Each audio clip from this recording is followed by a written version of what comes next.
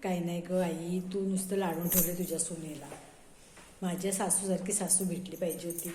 बरोबर उठते ते उठ आणि बसते ते बस. आणि आपला भाऊ पण तसाच, काय बोलणार नाही तिला, घाबरतोय. अजून लग्नाला एवढे 12-13 वर्ष झाली तरीसुद्धा एवढा घाबरतो तिला. नुसत्या ताटाखालचं मांजर झालं तिच्या.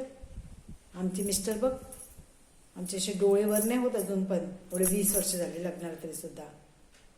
किती काल बोलत होती त्याला, सगळ्यांमध्ये लग्नामध्ये किती बोलली, बापरे. तो बैलासारखा ऐकत होता.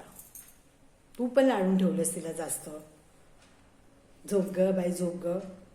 आम्ही बघ 5 वाजता उठतो सकाळी, घरातली सगळी कामं करतो.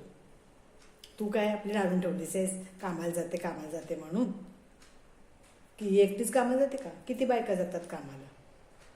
तू दे ग, किती बोलशील. हो असंच जाऊ दे करून नाही करत बसलीस तू.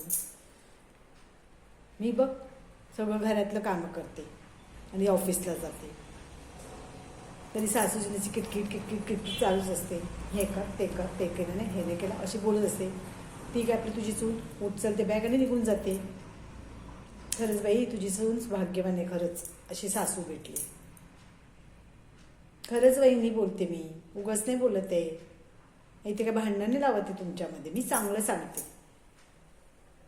तुला कळायला पाहिजे ना.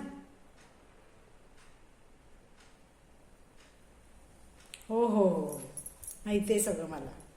जाऊ दे बाई, मी काय बोलतच नाही. 4 दिवस आपले राहायला आले ते पण तुम्हाला खपत नाही आली की मी. ऐक तू गप्पच, तू तर अशीच आहेस. माझी तर बाजू कधी घेणारच नाही, सुनेचीच बाजू घेशील. जाऊ दे. जेवायला काय बनवलंयस ग.